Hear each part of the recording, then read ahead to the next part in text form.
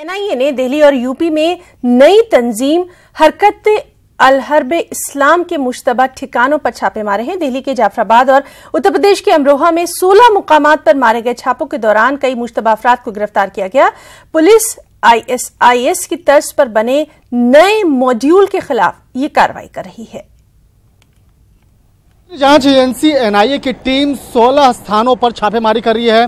दिल्ली उत्तर प्रदेश से संबंधित इन स्थानों पर छापेमारी चल रही है। दरअसल आतंकी संगठन आईएसआईएस से जुड़े हुए एक अन्य जो एक आतंकी संगठन है उसके बारे में महत्वपूर्ण जानकारी मिली। उसके बाद दिल्ली पुलिस की स्पेशल सेल और इसके साथ एनआईए की ये ज्वाइंट ऑपरेशन है जिसके तहत राजधानी दिल्ली और उत्तर प्रदेश के तकरीबन 16 स्थानों पर छापेमारी की जा रही है। इस मामले में एनआईए को एक जानकारी मिली थी और उस एनआईए ने जब इस मामले को खंगालना स्टार्ट किया तो उसके बाद पता चला कि स्पेशल सेल भी इस मामले की तफ्तीश कर रही है। लिहाजा इसी मामले में पूरा तफ्तीश करने के बाद जो जानकारी मिली है कि तकरीबन 5 से 6 जो ऐसे आतंकी हैं जिसका संबंध इस संगठन से जुड़ा हुआ है उसको हिरासत में लिया गया है और इस मामले में पूछताछ की जा रही है। निश्चित तौर पर कहा जा सकता है कि इन 6 संदिग्ध आतंकी हैं इससे महत्वपूर्ण पूछताछ होने के बाद इसकी गिरफ्तारी भी संभव है। लेकिन जिस तरह से इस मामले में कई महत्वपूर्ण जानकारी मिली है, जल्द ही इस मामले में कई और बड़े खुलासे हो सकते हैं। वीडियो जर्नलिस्ट अंकित जैन के साथ शंकर आनंद, न्यूज़ 18 दिल्ली।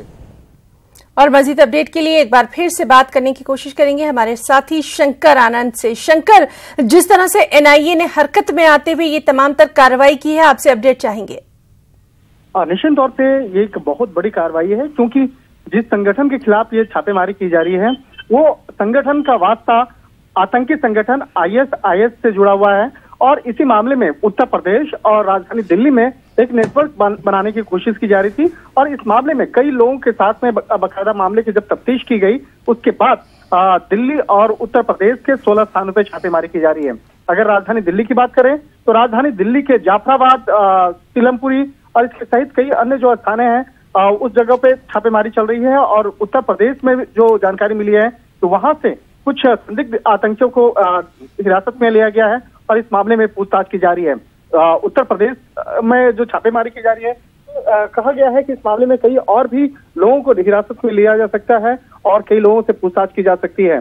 फिलहाल जो 6 लोगों को जिसको हिरासत में लिया गया है उससे इस मामले उस संगठन से संबंधित जो तमाम जो जानकारियां हैं उसको खंगाला जा रहा है और इस मामले में स्पेशल सेल की जो टीम है लगातार पूछताछ कर रही है और एनआईए भी इस ज्वाइंट ऑपरेशन में साथ में बैठ करके इस ऑपरेशन को अंजाम दे रही है। जी शंकर आनंद, बहुत बहुत शुक्रिया आपका इस तमाम तर जानकारी के लिए।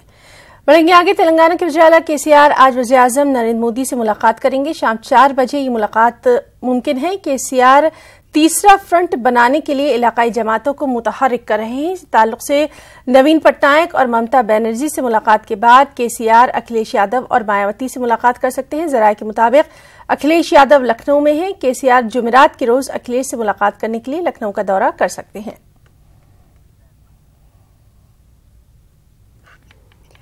मरकजी हुकूमत जुमेरात को तलाक़ सलासा बिल को लोकसभा में मंजूर कराने की तैयारियों में है और इस सिलसिले में बीजेपी ने अपनी तमाम अरकान पार्लियामेंट को बाकायदा व्हिप जारी कर दिया है। सभी अरकान पार्लियामेंट से कहा गया है कि वो जुमेरात को ऐवान में मौजूद रहें। बिल पर वोटिंग भी हो सकती है। अपोजिशन पार्टियों ने तलाक़ सलासा बिल पर लोकसभा में बहस करने से पहले हुकूमत से रफाइल पर जेपीसी के ताल्लुक से जवाब तलब किया है।